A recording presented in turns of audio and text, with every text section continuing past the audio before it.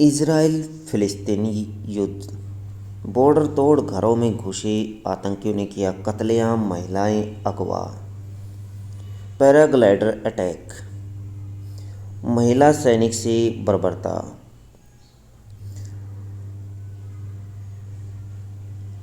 सैकड़ों फिलिस्तीनी आतंकियों ने पैराग्लाइडर पर सवार होकर कई शहरों में गोलियां बरसाई। इजराइल महिला सैनिक को निर्वस्त्र कर कुचला, फिर गोलियों से भूना। शव लेकर जीप में घूमते रहे।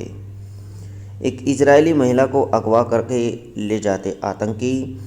ऐसे ही कई महिलाएं शिकार बनाई गई। फिलिस्तीनी आतंकियों ने इजराइल में हैवानियत की सारी हदें पार कर दी है। आतंकी संगठन हमास ने दुनिया के सबसे मजबूत डिफेंस सिस्टम को सबसे पहले सुबह 6:30 बजे हमला करके ध्वस्त कर दिया। इजराइल सबसे मजबूत डिफेंस सिस्टम माना जाता है। इजराइल का सिस्टम सबसे मजबूत माना जाता है। भारतीय समय अनुसार 6:30 बजे रॉकेट दागे गए।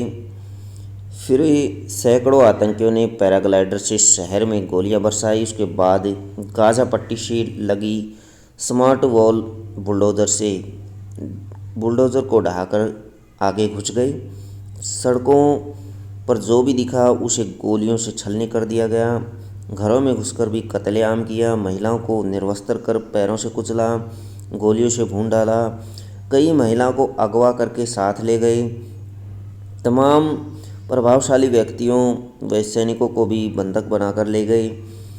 हमास बोला, हमने इतने बंधक बना लिए हैं कि इजराइल जेलों में कैद अपने सभी साथियों को आज़ाद करा सकते हैं।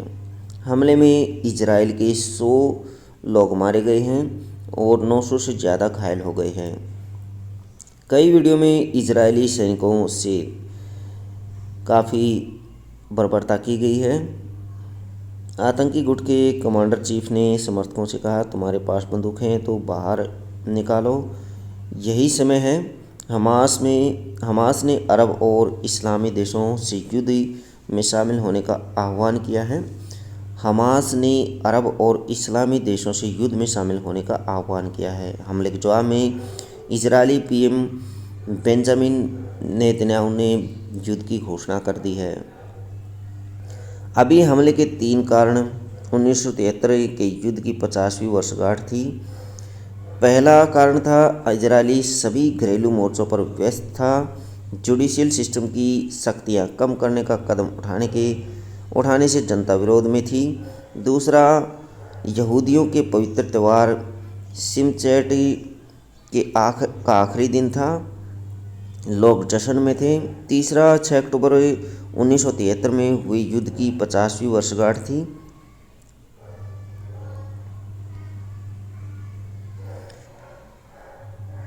विवाद का कारण, मुख्य कारण यरूशलेम स्थित अल अक्सा मस्जिद है।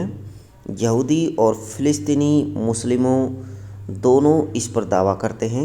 यहूदी और फिलिस्तीनी दोनों इस पर दावा करते हैं। यहूदी इसकी वेस्टर्न वॉल को अपनी यहूदी मंदिर का आखिरी अवशेष मानते हैं। मुस्लिम इसे अल बराक की दीवार होने का दावा करते हैं।